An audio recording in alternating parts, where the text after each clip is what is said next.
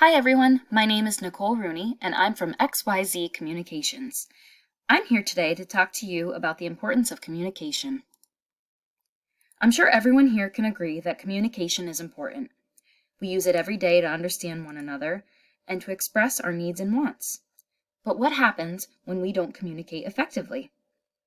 There have been many times that something has failed, or you may have had difficulty completing a task due to lack of information.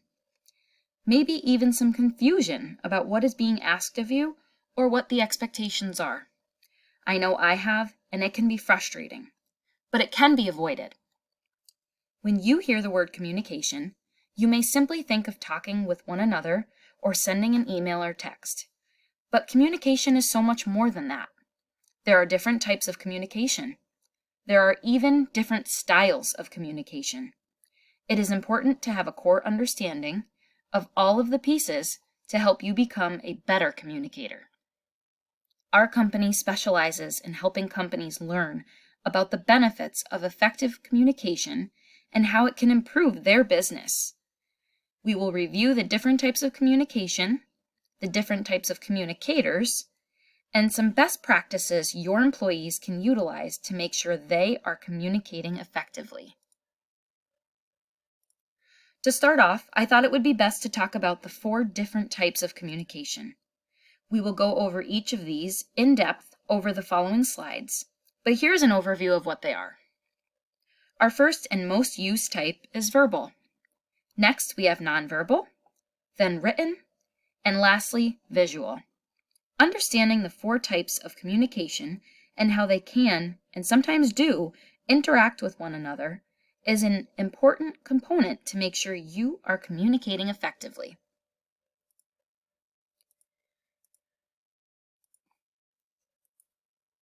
Verbal communication is our most commonly used type of communication. We use it every day when speaking to people in the store or speaking to a loved one on the phone. It is our most efficient type of communicating. We also use verbal communication to support other types of communication.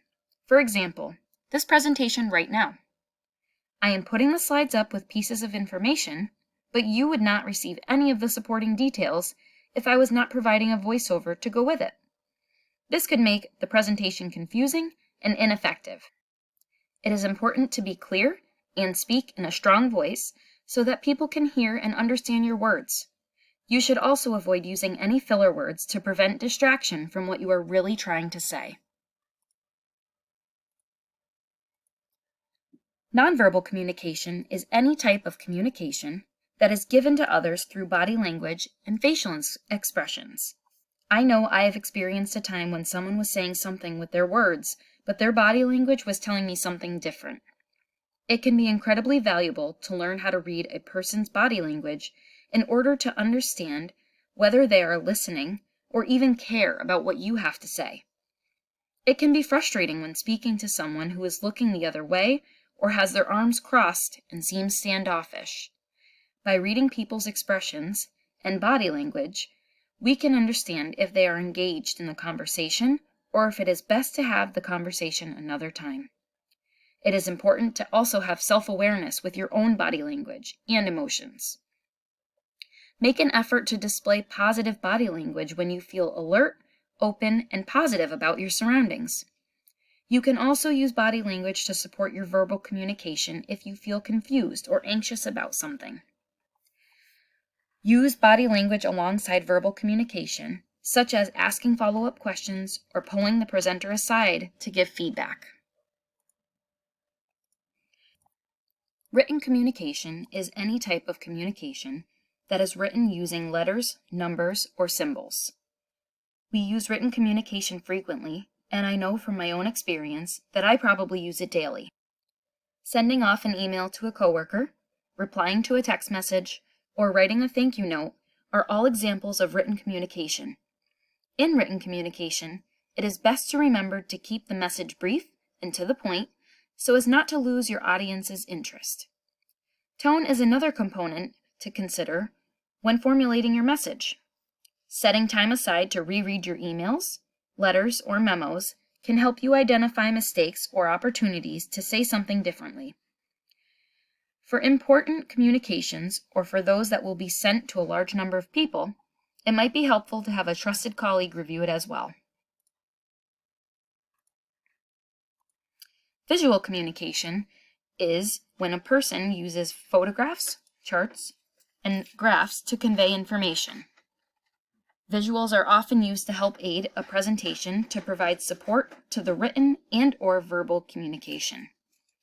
People have different learning styles, so visual communication might be more helpful for some to consume ideas and information. For example, if you are giving a presentation on the budget for your company, it may be helpful for someone to see a chart alongside your verbal delivery to help them make sense of the numbers visually.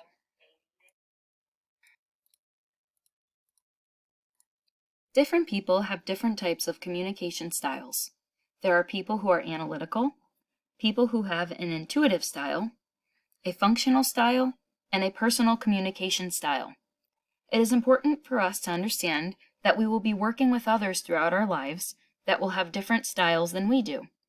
So what is the best way to communicate with an analytical person if you are an intuitive style communicator? First, we must understand what the different characteristics are of each style, and then we can find a happy medium to effectively communicate with others by providing a variety of details that would satisfy each style.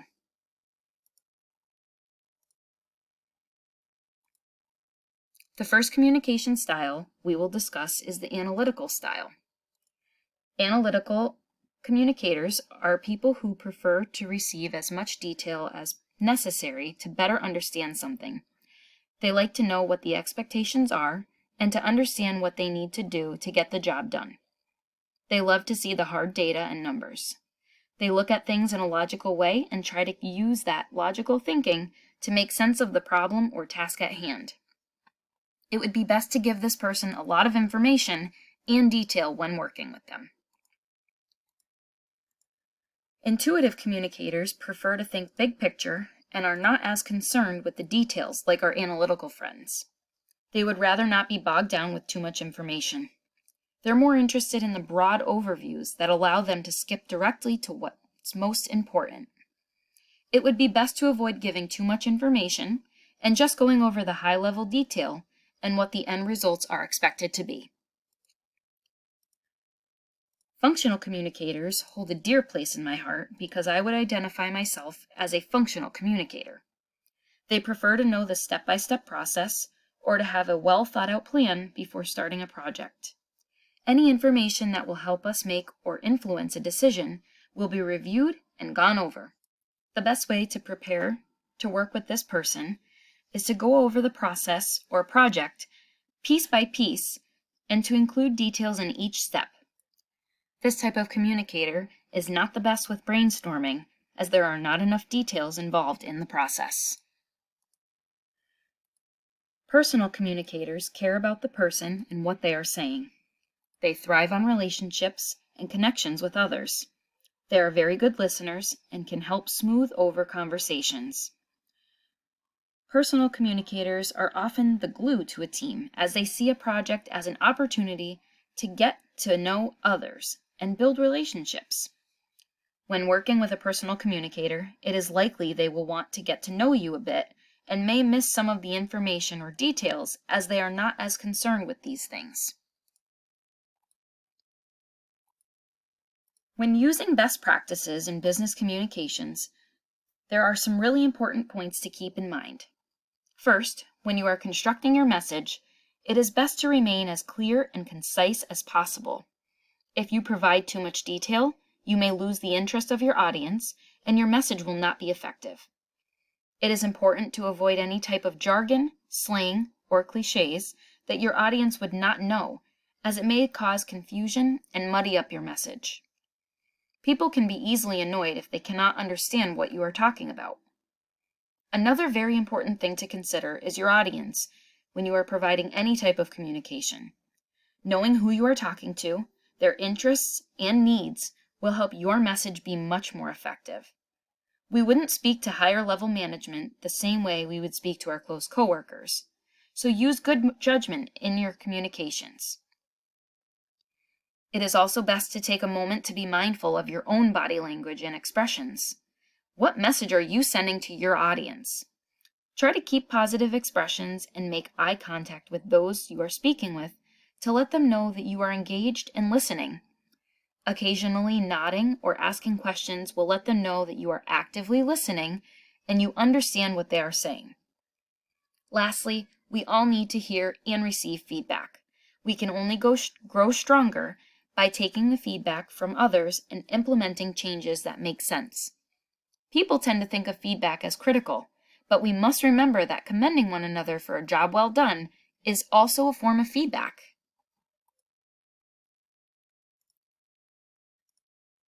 Best practices are crucial to implement as it helps communication between employees and their customers or colleagues to be more effective and smooth. Best practices help us stay on the path to communicating successfully with others. They should be used in any type of communication being sent out or executed. This will ensure that your message is heard, people understand expectations or needs, and your message will be received effectively. Impactful communication is when you are able to capture your audience and leave them with a lasting impression. It needs to be powerful, have some emotion, and make your audience feel a connection. Make the communication clear and relatable. When you are giving a presentation, put some emotion into it. Show your audience a little bit of personality so that they feel a connection to you. Help them understand why they need to feel the way you do about the subject.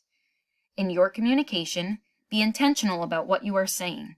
If you really want your audience to know the importance of something, sell it. No one wants to listen to a person drone on and on about something they clearly do not even care about. Do not provide an overload of information and detail, as this can be ineffective. Using jargon or slang can be frustrating and confuse your audience. Keep your message clean and light. Communication is key to a successful business. Whether we are communicating verbally or non-verbally, it must be clear for our information to be received without hassle. XYZ Communication specializes in helping your employees sharpen and improve their communication skills to make them better communicators. This training will help improve your employees' communication skills and get your company better results. In business communication, following best practices such as listening, speaking clearly, asking questions, and being clear and concise will help the communication process flow smoothly. Effective communication is essential for a company and its employees. Without it, the business will not be successful. Thank you so much for your time today. I really appreciate you taking the time out to listen to my presentation. I hope that you enjoyed it, and we will see you soon. Thank you.